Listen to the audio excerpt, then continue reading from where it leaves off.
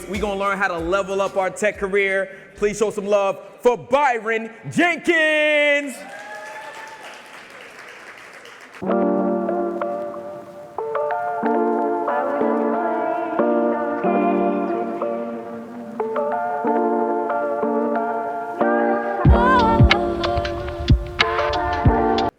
Hello and good morning.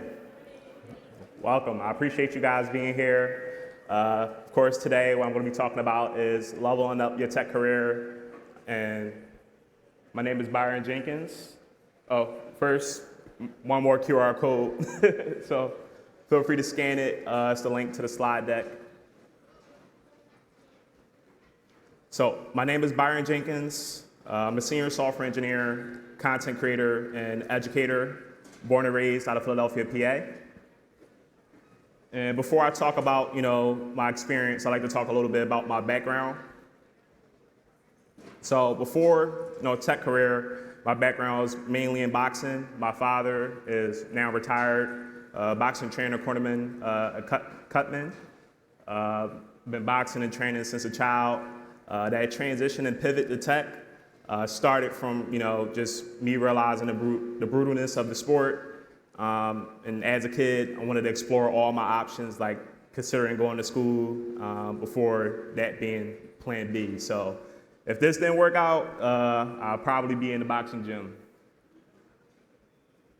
So in Philadelphia, PA, and a lot of urban schools, unfortunately, they don't teach computer science, which is a big problem. And so how I got started in high school, I looked online for online resources for learning how to code. I wanted to learn how to build a website. And I think it was like 10th grade. And I discovered Codecademy. And from there, I just got my feet wet with various languages and Python. And it confirmed my interest in going to school full time. So I went to Temple University for my bachelor's in computer science. From there, I was able to score an internship by attending my college career fair in my, I believe, junior year. So junior year college career fair, scored a summer internship at TD Bank, literally spoke at every table. So it's something I 100% recommend to people, like when you go to career fairs or job fairs, you got to break out of your comfort zone. Like I was literally there with like 40 copies of my resume, speaking at every single table till the pitch got perfect. And then I went to the table that I really wanted to get an internship with, and fortunately it worked out. So it was a 10-week summer internship, and it ended up being extended by making a great impression to leaders at TD Bank. Also during my, extended throughout to my senior year of college. So was working part-time throughout my senior year of college, and also was a TA for Intro to iOS application development class. By the time I graduated, I received 2 full-time offers, one from TD Bank and JP Morgan, and I went with TD Bank.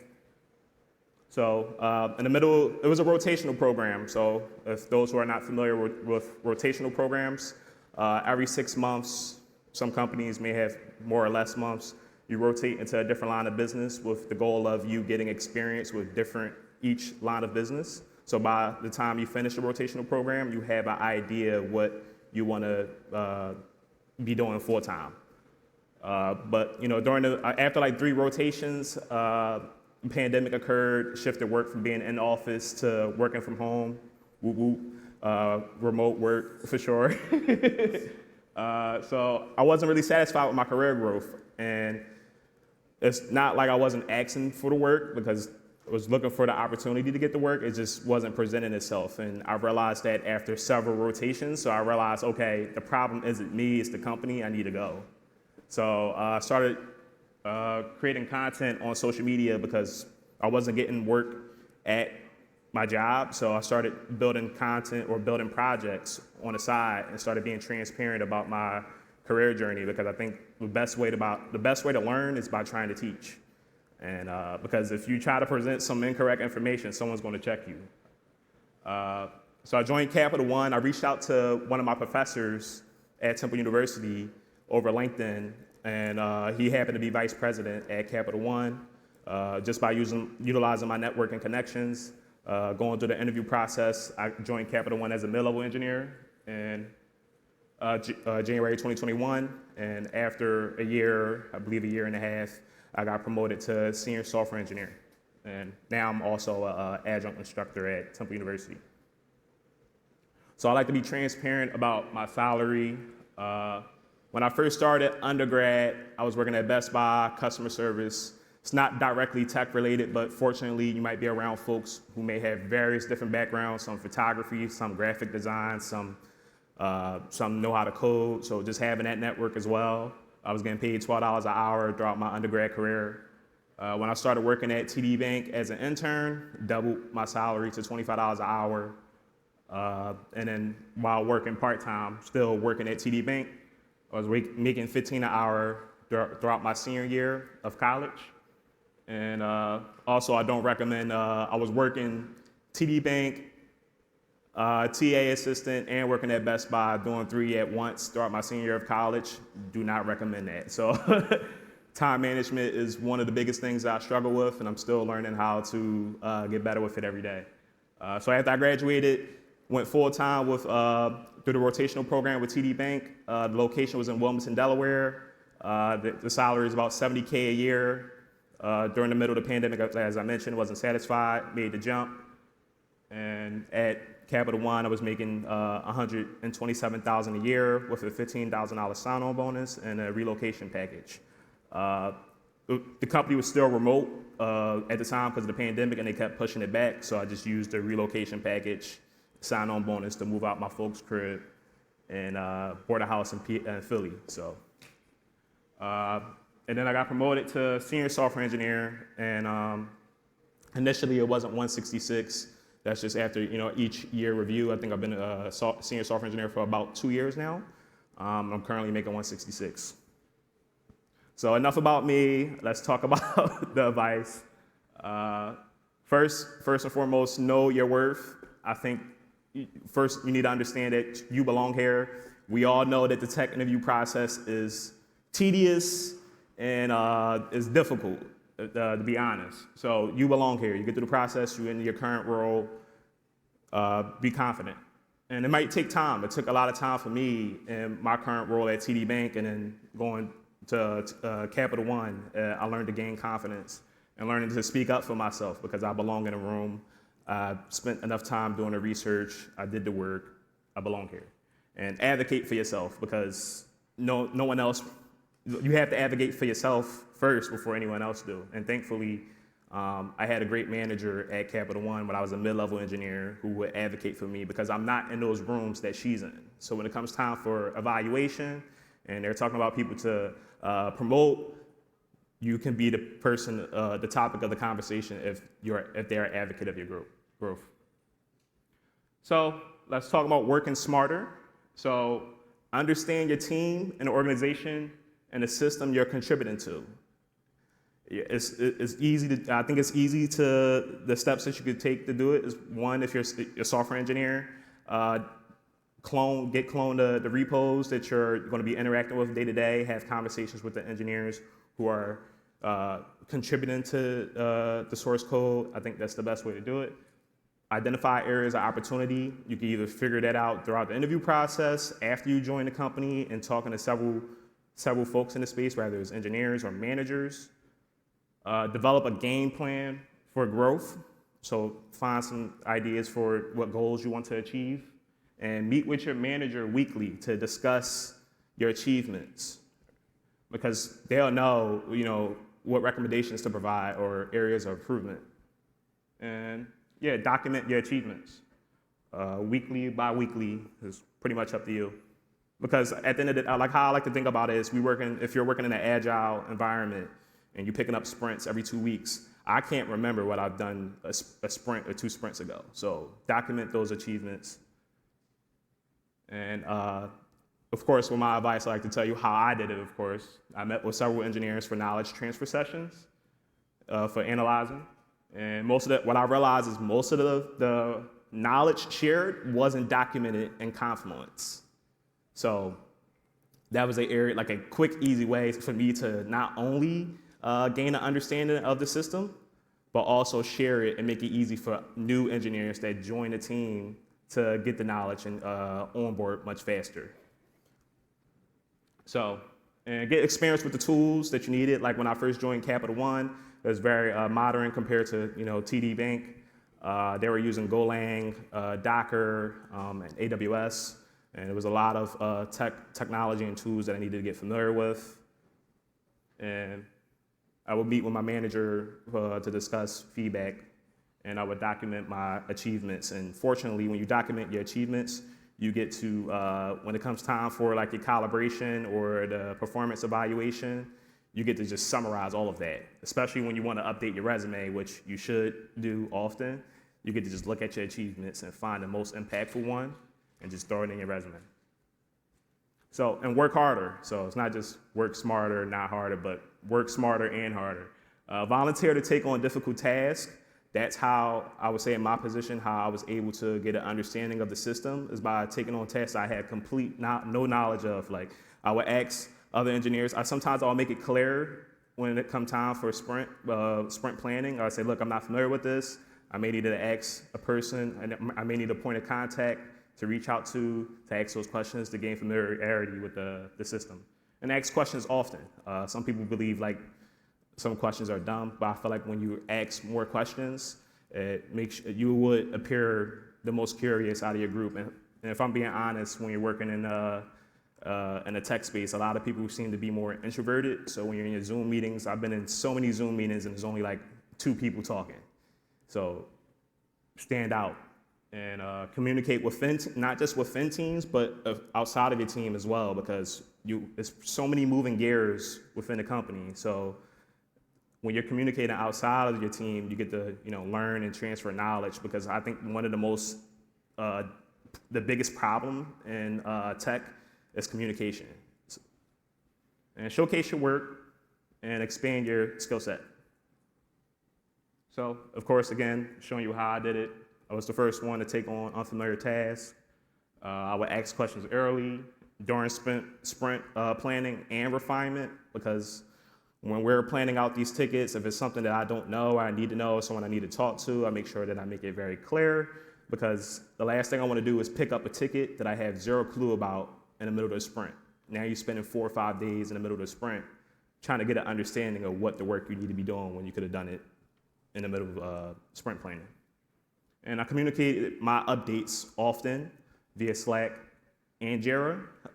Sometimes I may feel like I over-communicated, but I make sure that the work that's done gets communicated across all teams or several folks, so that way they don't have to question. And I demo my work often during like sprint demo, so that way when people will see my name often or they see the work that I'm doing, and they'll follow up with questions, and I ended up being a point of contact for several questions. And thankfully, some companies may pay for your certification, so Capital One, fortunately, I had to get my certification, so I got my cloud practitioner and my solutions architect certification paid by Capital One. So additional tips that I recommend is network. Like I can't emphasize this enough. Like sometimes the opportunities that come up is by the person next to you or someone in this room. So definitely network. It doesn't hurt to just scan a LinkedIn QR code and connect. You may or may not speak to them ever again, but it's good to have that connection just in case you need to find out about opportunities. Research and build. So learn outside of work and apply to projects, and host your projects on GitHub. I think having that level of transparency so others could view it, but also holding yourself accountable. Because once I push my stuff out for the world to see, I kind of hold it to a standard like, oh, I got to do better. This needs to look better. So you start to hold yourself accountable. But as when recruiters want to look at your work or managers want to look at your work and your profile, they have something to look at. And share your journey. I think sharing is caring. Don't be the gatekeeper, because there's too many of them in this industry. So sharing your journey with others, it brings a lot of opportunities. Just by me sharing my journey, I reached out to several Temple faculty members about speaking to students. And they was like, hey, do you want to teach a class? And I was like, I don't, but in my mind, I'm like, I don't, but sure. Like, that opportunity came up. And I fully appreciate that opportunity, and I'm grateful to be able to be someone that students can speak to, and yeah, so I think that's pretty much. Do anyone have any questions? The QR code for the slides is there. I also have a free FAQ doc. I created a Notion doc. There's no paywall. Several folks have asked me questions, and I sometimes often feel like I'm regurgitating the same information, so I think it was best for me to come up with a concise Notion doc with frequently asked questions. But do anyone have any questions? I'm happy to answer them today. Yep. I'll start.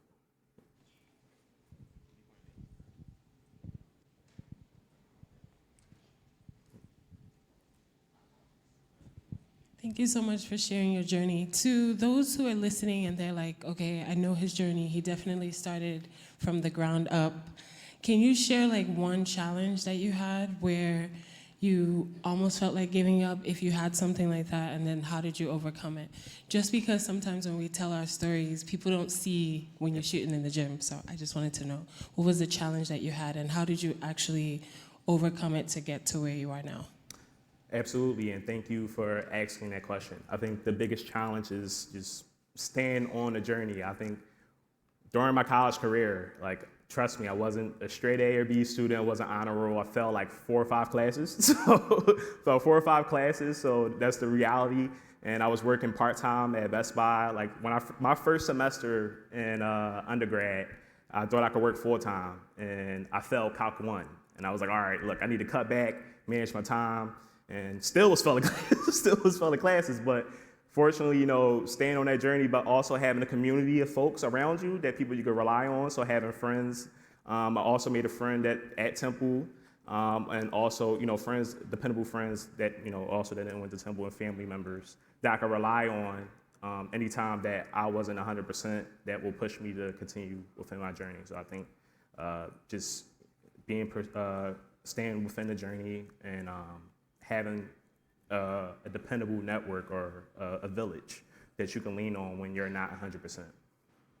Yep, thank you. Any more questions?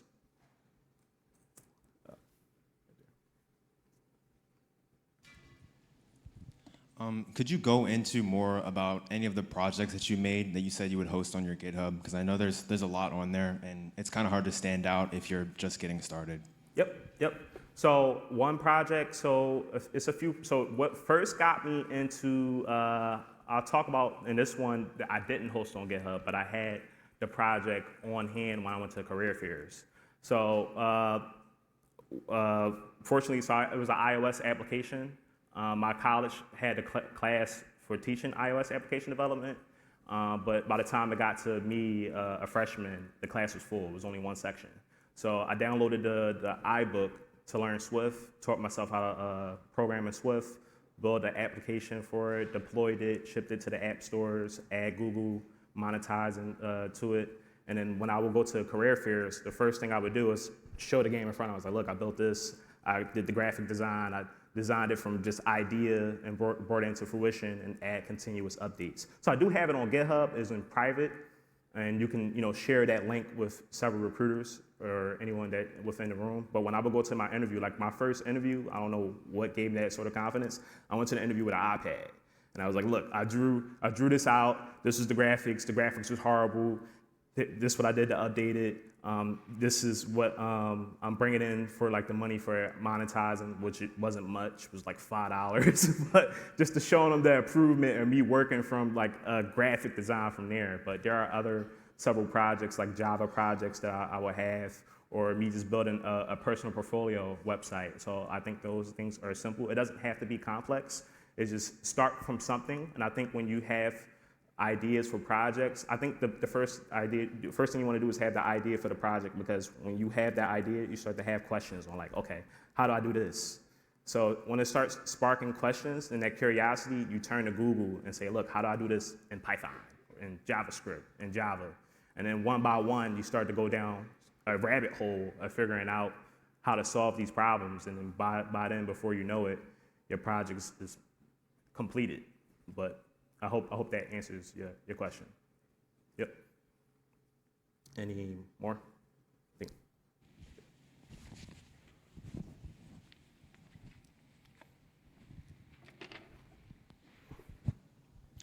Thank you for sharing your story, very encouraging story. Throughout the course of your career, I've seen you've broken down a lot of walls, right? How have you dealt with unconscious bias? Yeah, so you said, have I dealt with, bias? So how have you dealt with unconscious bias? I can't say directly, but I feel like in some sort of sense, yes, because I would step into the room, I would be the only black guy in the room. We're going to the office. I thought in college that it would be, college was like bad, and I thought it would be better going to the office. I don't know why. It's much worse. You go in the office, it's like, damn, like there's only one person here, like, so you start to feel uncomfortable. So I think some sort of at some level, I think there's some sort of unconscious bias because you get those kind of looks, and some people might have that judgment. But I think that's why I mentioned like advocating for yourself and speaking up for yourself, because then you're around individuals like, oh, he actually knows this, which they shouldn't have that bias in the first place. But once you start to, it's unfortunately for us, I feel like we have to work 10 times harder to stand our grounds in order us to be considered, worthy of the position, which is unfortunate, but just making do with what we can within the current moment, yeah. So I would say at some sort I have. Any additional questions? Let's get one all the way in the back over there. Yeah.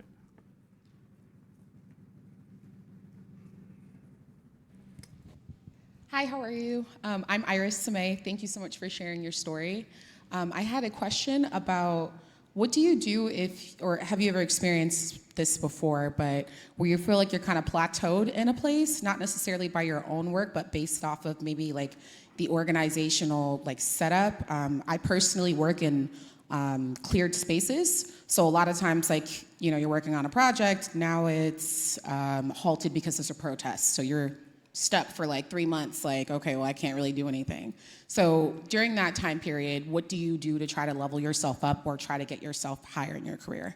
That's a great question. Thanks for asking. I've been in several teams where projects are either canceled or due to budgets, things are shifted around and the other team members join the team, or someone moves out, or a manager leaves, or a director leaves. It's always a shift.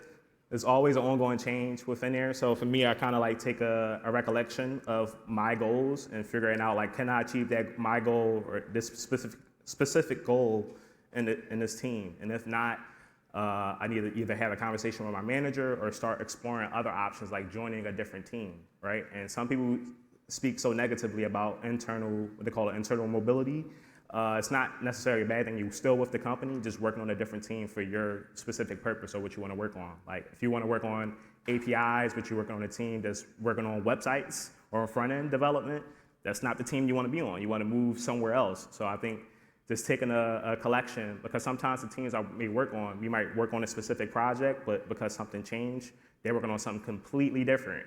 So I've been in that situation where I've done internal mobility before to get onto a different team and interview with several teams to get an understanding of what they're working on, because I'm an asset to the company as well. And I think when companies do open positions, of course the first thing they look for is employees inside of the company first before sourcing outward. Yep. So I hope that answers your question. That does. Thank you so Yep. much. Thank you. I think we got 5 more minutes left. I'll take a couple more questions. Sure.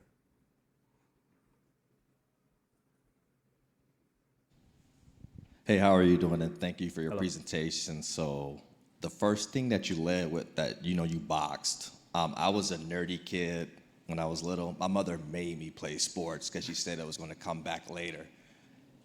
You've shown your persistence and dedication to going after things, and I believe that comes from athletics, but a lot of us may not have gotten those opportunities. I was fortunate enough to do it. So what would you recommend for those who want to do what you're doing but may not have that confidence that we got from being involved in strenuous things? Man, that's a great question. And the reason why I say that's a great question is kind of like difficult for me because with boxing, I think I picked up lifelong lessons from the sport. Because literally I would go there like about every other day or every day after school, and I would train, do my homework at the gym. My dad literally forced me to do homework. Imagine living with your trainer.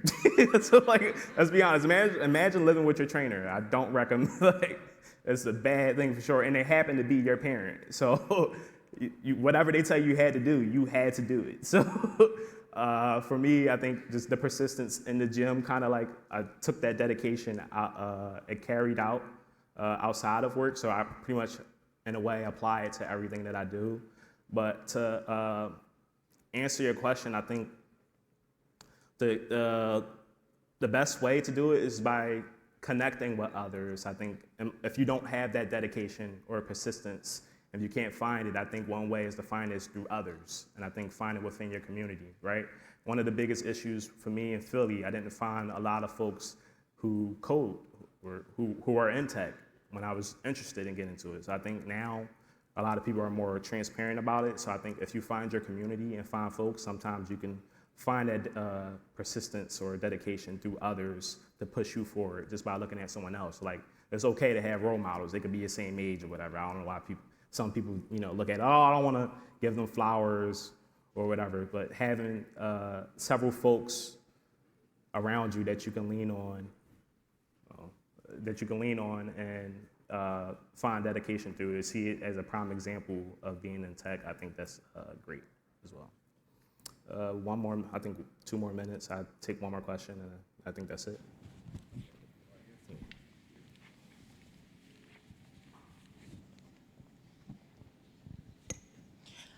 You mentioned that you're an adjunct professor, so I was curious, it's a 2-pronged question. What do you teach, and what are you finding with the upcoming generation that might be influencing you or inspiring you as a professor? Great question. So fortunately, I have the opportunity at Temple so the computer science department, the head of the computer science department, I work closely with her. She leads this initiative. It's called SciTech Scholars. So it's a nationally NSF funded program to give Pell Grant students $10,000.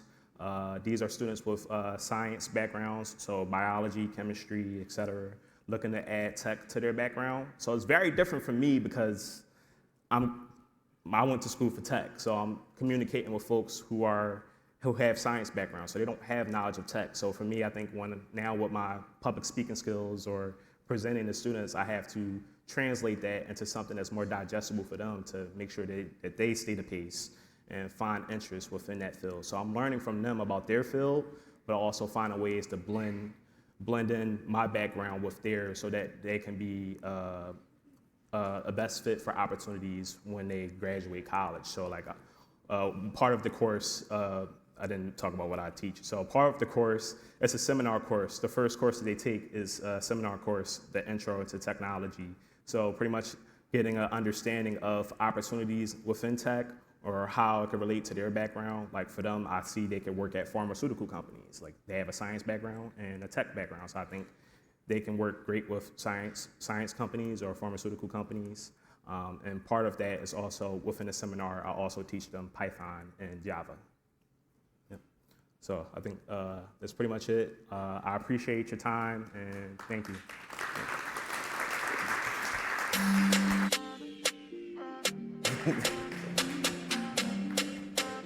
Let's give some love to Byron Jenkins. All right. Now, Byron touched on a great point. We shy away from giving flowers to our peers.